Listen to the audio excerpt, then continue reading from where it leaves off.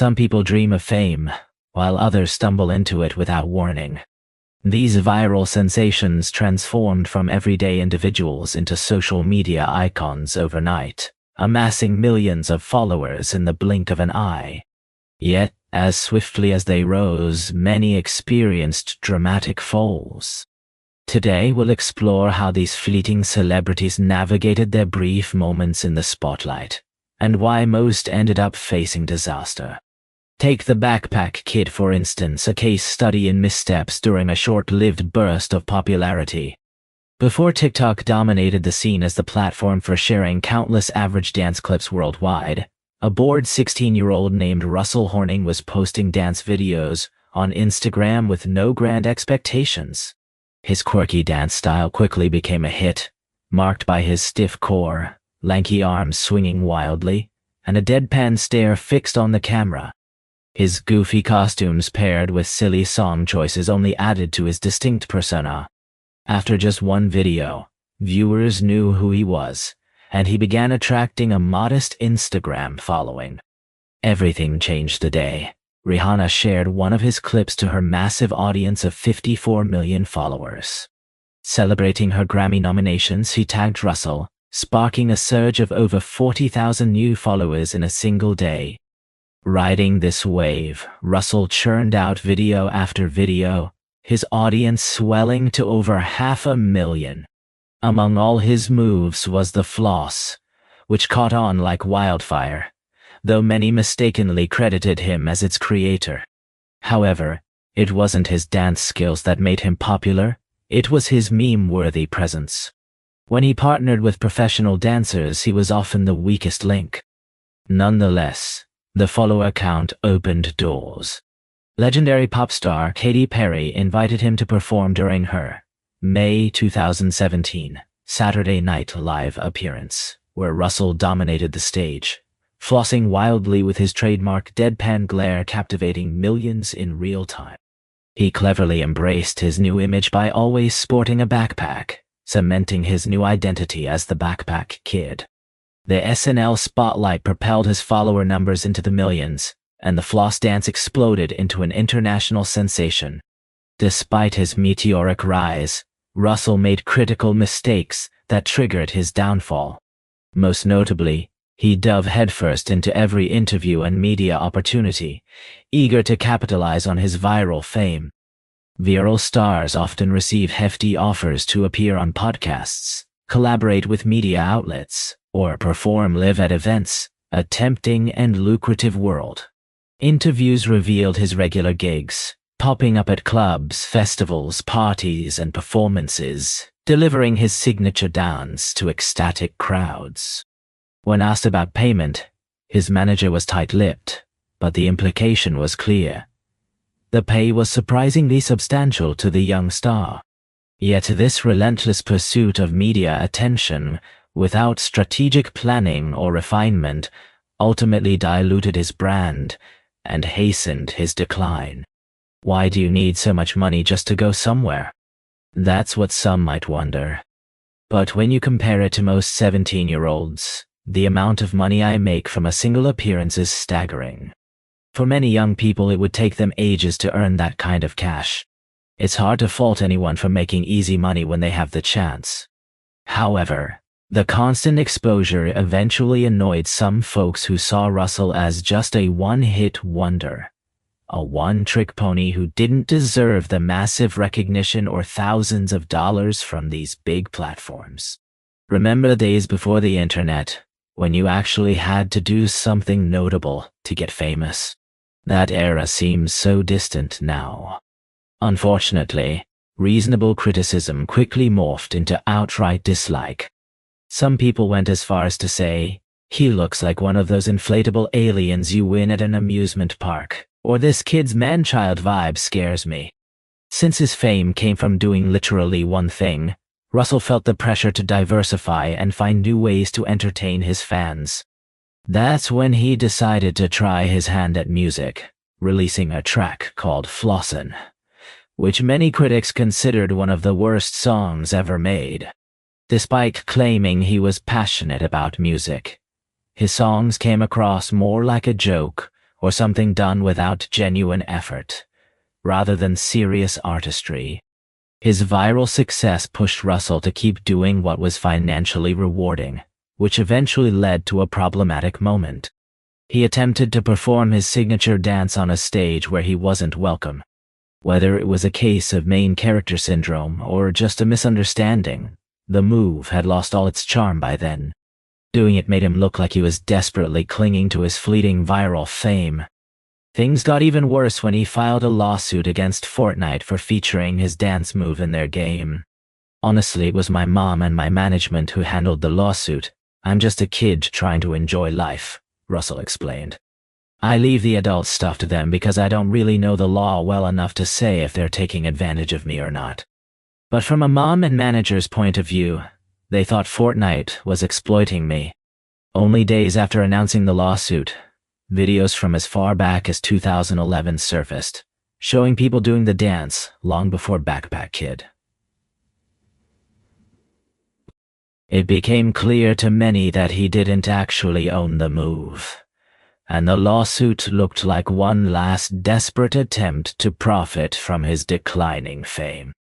Unsurprisingly, Russell and his team dismissed their case soon after. That was the official end of the Backpack Kid's 15 minutes of fame. Despite the backlash and fading popularity, where now he gets less than 1,000 views per video, Russell actually appears happier today than during his peak.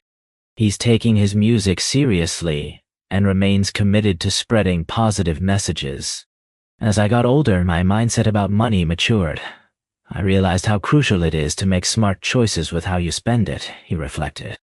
Recently, I was invited to appear in an anti-vaping commercial for the American Lung Association. Naturally, my first thought was, oh yeah, that's something I want to do.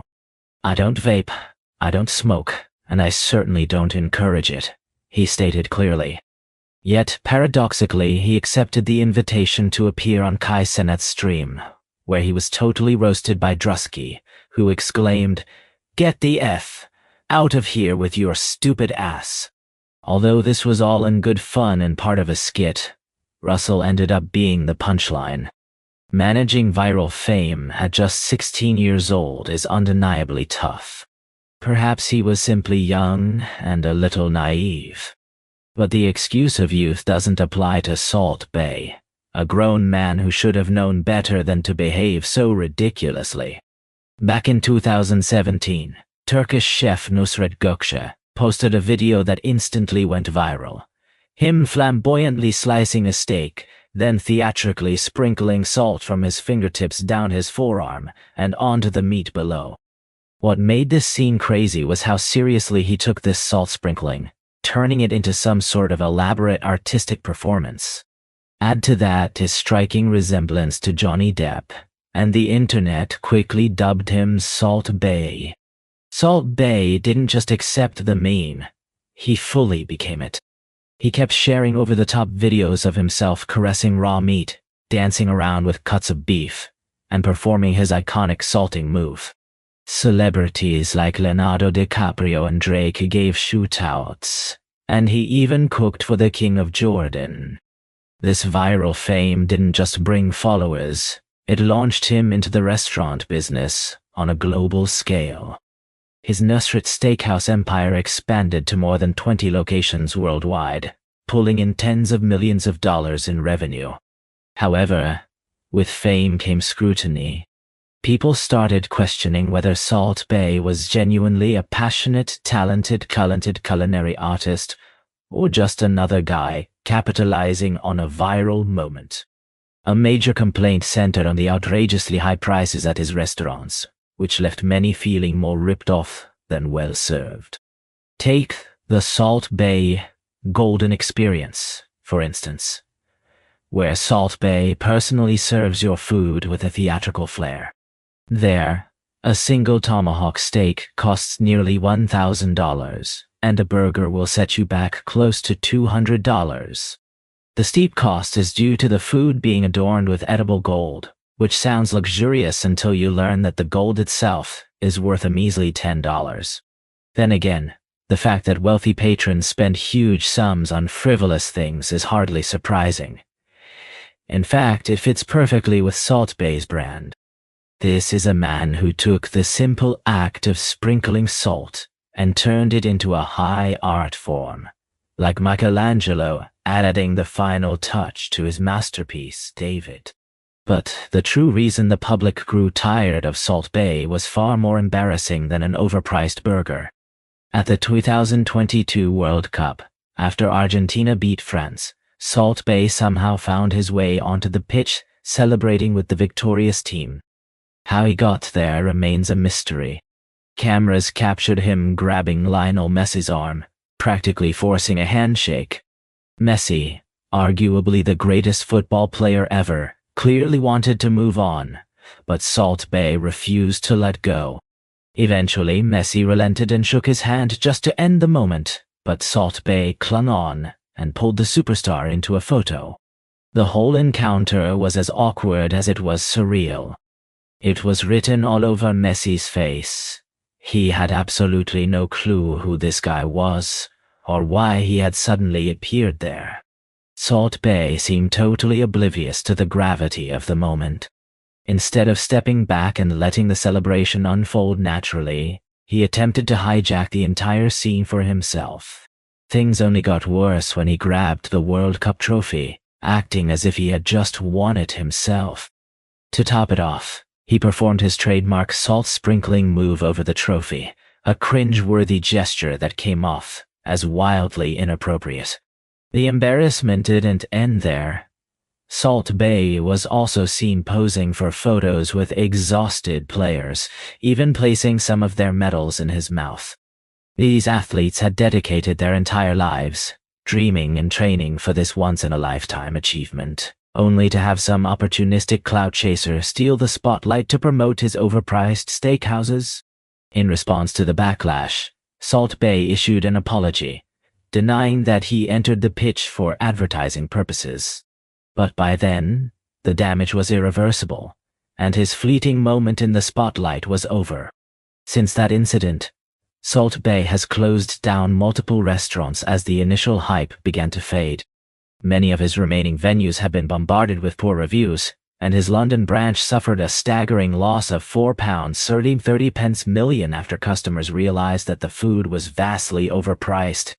In a desperate move to stay afloat, Salt Bae began selling his high-end dishes online.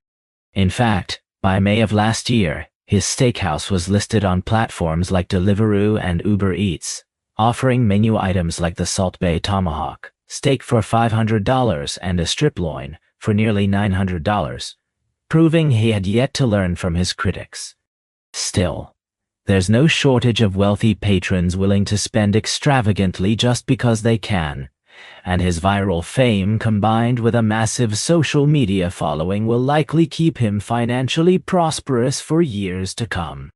However, if you thought Salt Bae was embarrassing himself, it pales in comparison to the downfall of the Island Boys, a saga far more unsettling than you might imagine. The Island Boys are twin brothers Alex, known as Fly Zalja, and Frankie, aka Kodiak Red. These aspiring Florida rappers, tattooed all over their faces, skyrocketed to fame overnight in 2021 after posting a TikTok clip of themselves freestyling in a hot tub. "Oh, I'm an island boy. Hey, I'm just an island boy. I'm just an island boy."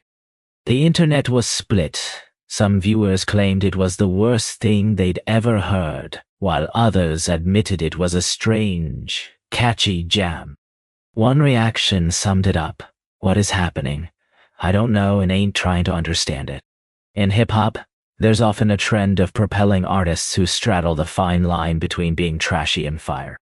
Rapper Kodak Black even offered them a record deal after watching their viral clip.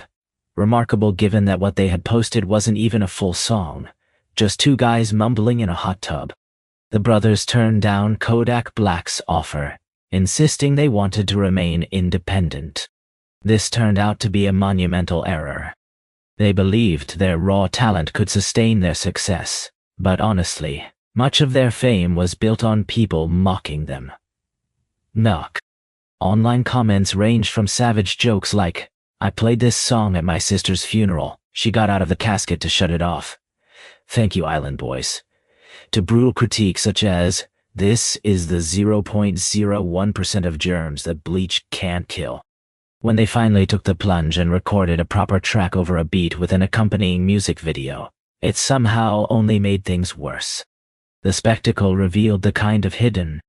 The Island Boys were a striking example of a talent that arguably should have never surfaced beyond obscurity. Much like many viral sensations before them, their moment in the spotlight led to paid appearances, notably at clubs. But reality quickly set in when their audience at Miami's Club Live turned against them, booing their performance. It became clear that once fans understood the Island Boys lacked any real musical skill or the ability to craft a decent song, the public's interest sharply declined. Their fleeting 15 minutes of fame were clearly reaching their inevitable end. Faced with dwindling attention, the boys searched for new ways to capitalize on their brief celebrity. Their answer was selling personalized video messages to fans via Cameo, a venture that proved surprisingly profitable. Their former manager revealed, "They owe me about $150,000 from my cut of the Cameo earnings." When asked if Cameo was their sole source of income, he clarified, "Mostly, yes. Maybe some from TikTok as well, but honestly, that's dried up now." Back when he worked with them, Cameo requests were frequent, sometimes lasting for 2-3 hours straight each night, riding high on their viral fame. However, their lavish spending habits, splurging on designer clothes, flashy jewelry, expensive cars, and mansions, meant they needed to sustain their viral momentum just to maintain their lifestyle.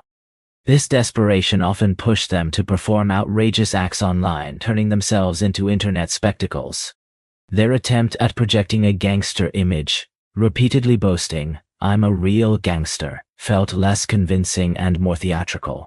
Likely out of necessity for protection, they might have also needed to hire security. In a decision that could only be described as unhinged and, in hindsight, the final blow to their credibility, the Island Boys launched a Fansly account, a platform similar to OnlyFans but with a niche focus. This wasn't just embarrassing, it quickly crossed into the realm of the downright revolting.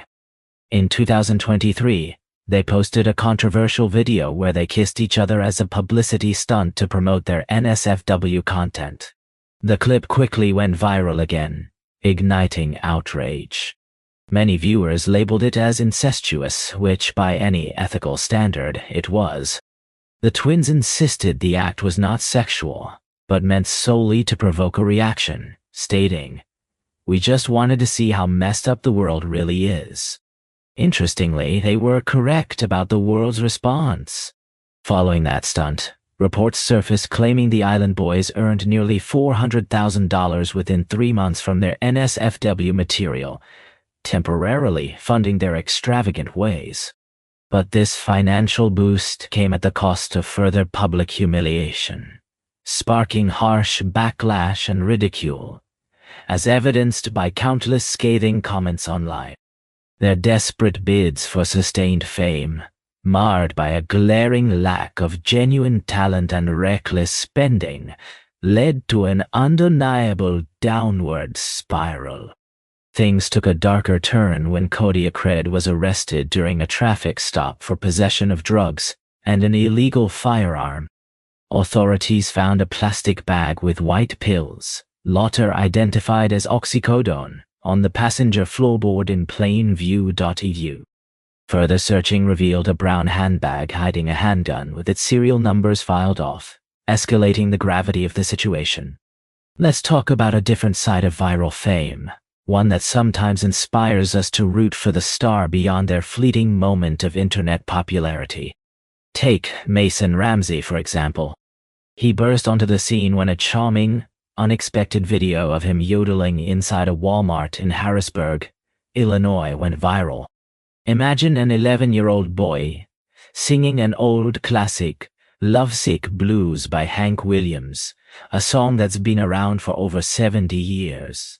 in the middle of a retail store. His voice carried with a sincerity and infectious joy that captured millions of hearts online. Within just a few days, the clip amassed tens of millions of views, turning Mason into an international sensation and meme. Yodeling itself has a quirky appeal, but combined with Mason's youthful charm and a vintage tune, it became something truly special. This viral wave even propelled the original song to reach number 3 on Spotify's Viral 50 chart, a remarkable resurgence for a decades-old track. Mason's newfound fame opened incredible doors. Soon he was invited onto The Ellen DeGeneres Show, a platform that helped catapult many viral stars into lasting careers. Following that, he performed at the iconic Grand Ole Opry, a dream stage for any country music artist. His journey continued upward as he captivated audiences at Coachella, a huge milestone for an artist bridging viral fame and real music talent. Major record labels took notice. Mason signed with Atlantic Records and Big Loud, signaling a serious commitment to his career. The head of Big Loud described that memorable moment. "The minute Mason and his family walked into Big Loud, I knew we had to work with him. He's a star, but most importantly, he's a down-to-earth kid who loves country music." We connected with their goals and fell in love with their story and vision. Moving past the meme label, Mason proved his artistry with his debut single, Famous, which climbed to number 4 on the Billboard Hot Country Songs chart, and even cracked number 62 on the Hot 100. Yet, as is often the case with viral fame, those spotlight moments have a shelf life, and eventually, Mason's 15 minutes of fame began to fade. The global pandemic presented challenges, forcing Mason to pause and reflect. Instead of losing momentum, he invested time wisely. As his voice matured, he honed his skills, focused on songwriting, and shaped his identity beyond the yodeling Walmart kid persona. His dedication paid off, releasing 3 EPs that collectively racked up over 500 million streams and hundreds of millions of views on music videos. By 2024, now 17 years old, Mason was ready to evolve further. He unveiled his first full-length album, I'll See You in My Dreams. One track from this album, Blue All Over, captured special attention on TikTok with its heartfelt traditional country vibe, a testament to his growth and love for classic sounds. It's truly a beautiful song that resonates with fans. Looking ahead to 2025, Mason Ramsey announced his first major headlining tour, featuring 15 stops, signaling a new chapter in his career that moves well beyond viral fame. His rise began much like many others in this story, a sudden spark online. But what sets him apart is the steady, genuine effort to translate that viral moment into a lasting music career. Mason Ramsey exemplifies how even a fleeting viral sensation can grow into something sustainable, if given the right passion and opportunity. Instead of chasing fleeting viral moments or rushing to make quick money, Mason took a different path. He dedicated himself to his craft, worked tirelessly, and offered his audience exactly what they craved: authentic talent and genuine entertainment. In a landscape often dominated by gimmicks, he was one of the rare social media stars who stayed true to himself after fame struck. He was the only viral kid who didn't change once the spotlight hit. Meanwhile, Bobbi Althoff took a different route, seemingly overlooking the value of hard work and authentic content. Many were genuinely puzzled by how someone with comparatively little experience or output managed to achieve such remarkable success. Bobbi's journey began as a mommy TikToker during the pandemic, sharing posts about her pregnancy, marriage, and family life. Over the course of a couple of years, and after posting thousands of videos, she amassed a sizable following of around 3 million people. Yet, TikTok alone wasn't paying the bills, and her marriage was struggling. It was clear the wholesome family content would soon grind to a halt. She recalls, "I saw a video of a girl, talking about how much she was making from her podcast. I think I mentally decided she was earning at least $300,000 a year just from that. And I thought, that's exactly what I need to do next. I need to start a podcast. With her sizable audience, Bobbi landed her first celebrity guest, Rick Glassman, a comedian and actor. The initial podcast episode revealed Bobbi in an entirely new light. She came across as a socially awkward valley girl, giving off a vibe that suggested she wasn't even eager to host the show. Glassman teased her. "The way your eyes are looking, it seems like you're not looking." "Yeah, Andre," Bobbi shot back. "I'm listening." He pressed. "Do you care?" She replied, "No, I do care. It's just really bad when you sing." And she quipped, "I'm not a singer. I'm just trying to get the story across to you." The second episode featured comedian Funny Marco, whose unique comedic style often makes people feel uncomfortable and awkward. Their dynamic was an intriguing back-and-forth battle of wit. He challenged her, so like, "Who are you?" She retorted, "Who am I?" "Is that a serious question? I have more followers than you on TikTok." Funny Marco's edgy humor combined with Bobbi's deadpan delivery and innocent persona made their interaction hilarious and captivating. This episode rapidly racked up nearly 1 million views, and clips went viral across social platforms. The buzz even caught the attention of Drake, who followed Bobbi on Instagram. Bobbi shared item Drake, asking if he wanted to be on my podcast, and he said yes. He sent me his touring schedule, and I knew I needed to act fast. So my friend and I flew to Memphis just 2 days after that initial message to record the episode. Within 24 hours, her podcast episode with Drake amassed over 1 million views, introducing her to a massive mainstream audience. Given that Drake rarely does interviews, this candid chat with Bobbi, relaxed and casual as they lay in his bed, sparked intense curiosity. Their playful exchange included Bobbi asking, "Am I your type?" Drake replied, I do it. Thank you." Bobbi added, "I'm just saying, I flew all the way here." And Drake responded with genuine intrigue, "You did? I really do."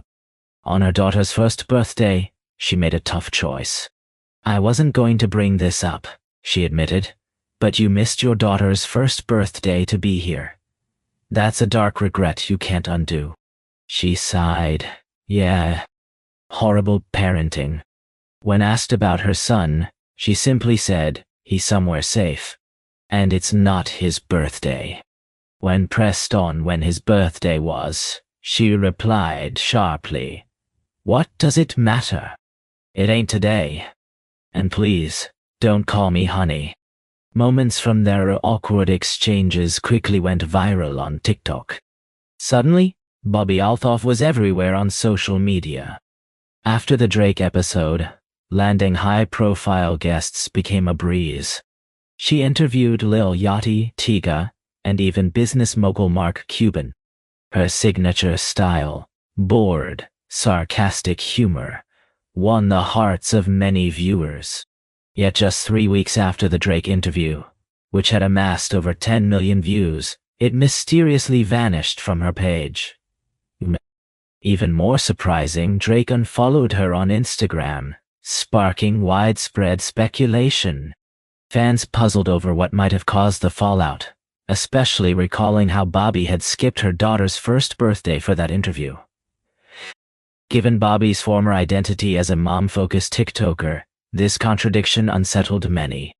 Comments floated around like, "When Drake calls you a horrible parent, you know you messed up." More rumors swirled, including whispers that Bobbi had slept with Drake, or even divorced her husband, just to secure the interview.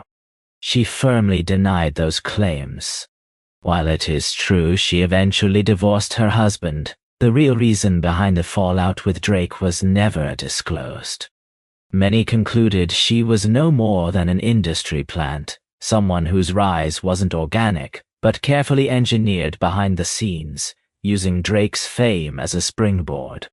The most convincing evidence for this theory was her signing with WME, one of America's largest talent agencies representing celebrities, including Drake. Whether the rumors held weight or not, they fueled the backlash against Bobbi. Her comedic style lost charm quickly. Many found her monotone, disinterested voice grating. Despite her role as the main driver of conversations, celebrities often grew impatient mid-interview and flipped the script. One even told her, "Damn, I'm trying to get you to play. You lost in the sauce. You ain't shaking my hand. We're working toward 25 million. Now you can leave. This is my hotel. I paid for this. You can leave now." Her podcasts felt like empty small talk while waiting for something meaningful to happen. Frankly, just boring. Ironically, when she revealed she was merely playing a character, the little allure she had vanished entirely. On the Women on Top podcast, she explained why she adopted her satirical alter ego on social media. Being myself doesn't get views. I had to go where the explanation trailed off, highlighting the harsh realities of viral fame and the performative nature of online personas. Her portraying a character who seemed disinterested and bored just wasn't sustainable for long-term success.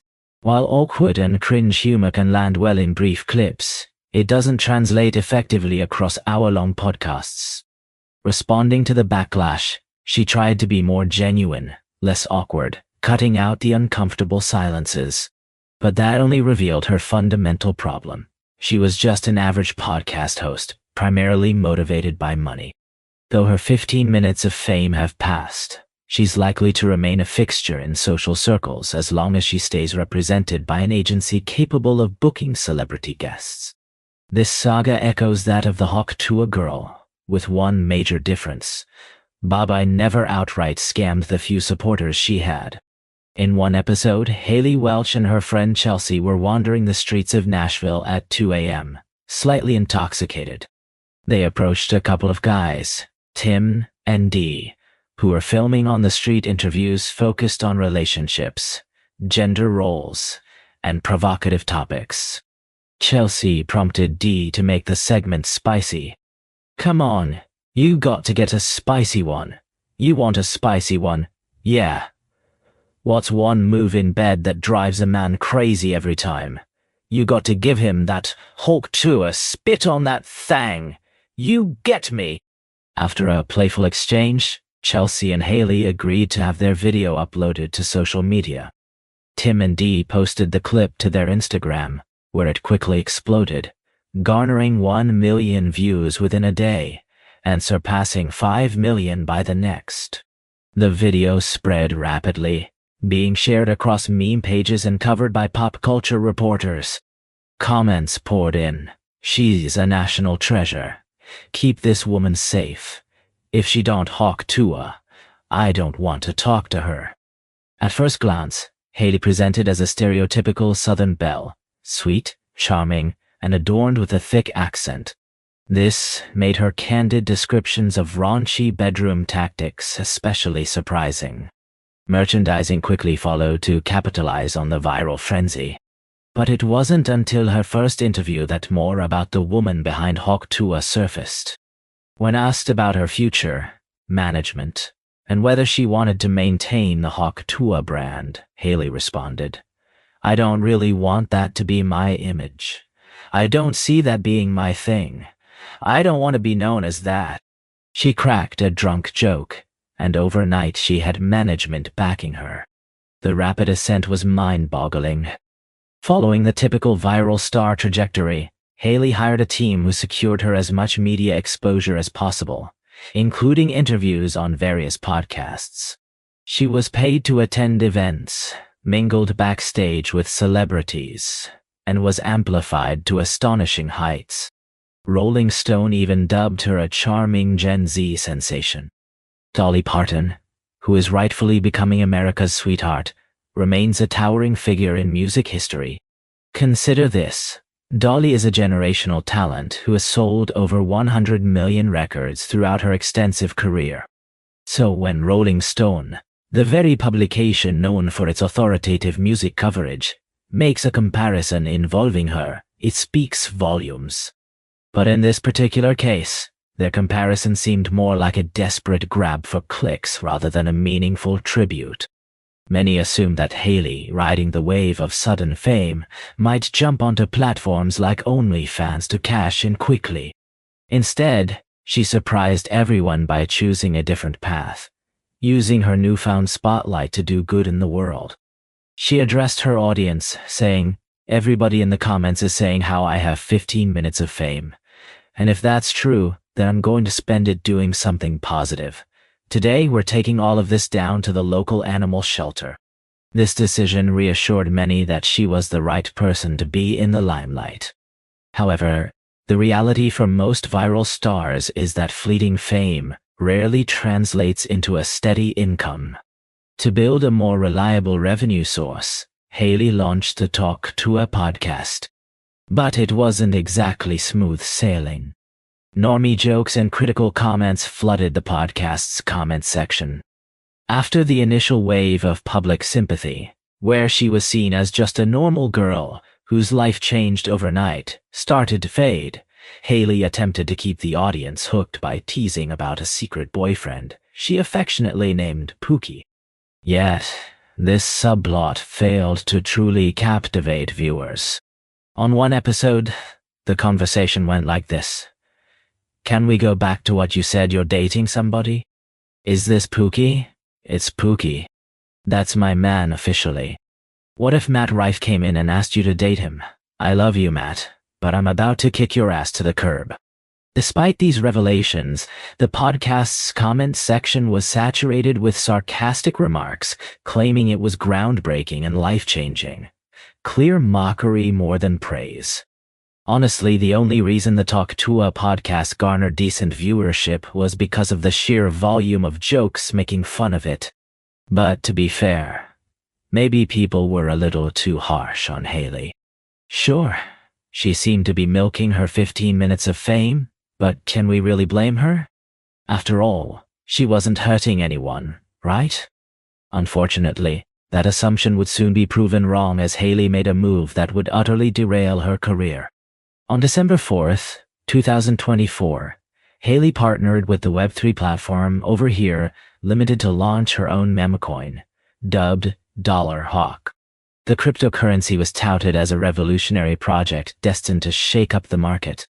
In the first 15 minutes after launch, $Hawk's market cap soared to a staggering $490. But the excitement was short-lived as the coin's value crashed precipitously shortly afterward. It was uncovered that a whopping 97% of the total coin supply was initially held by just 10 individuals, leaving a meager 3% for the general public to buy.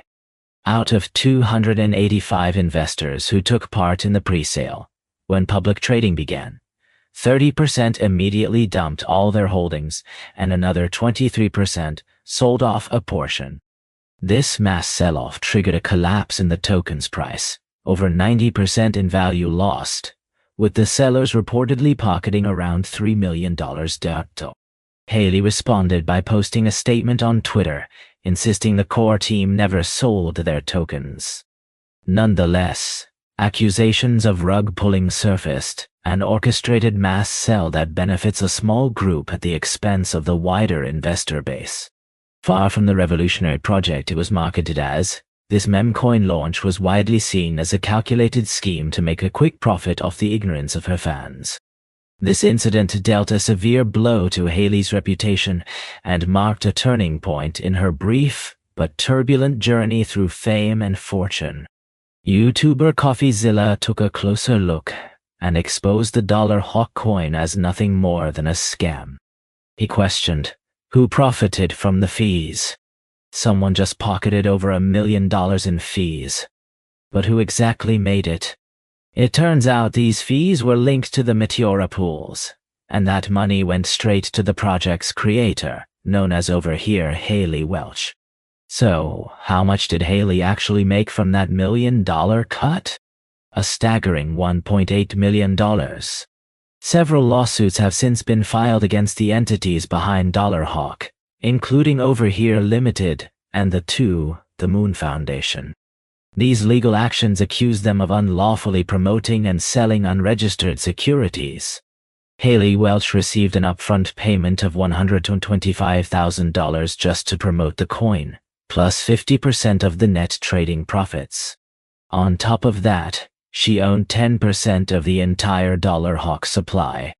While it's possible Haley didn't fully understand what she was getting involved with, ignorance doesn't absolve one from breaking the law. Her brief moment in the spotlight has definitely ended, and following the memecoin scandal, she has vanished from social media altogether.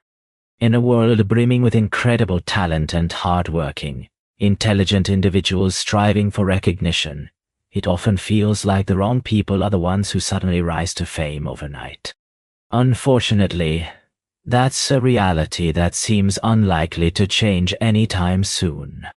As a result, a follow-up to this video is definitely on the horizon.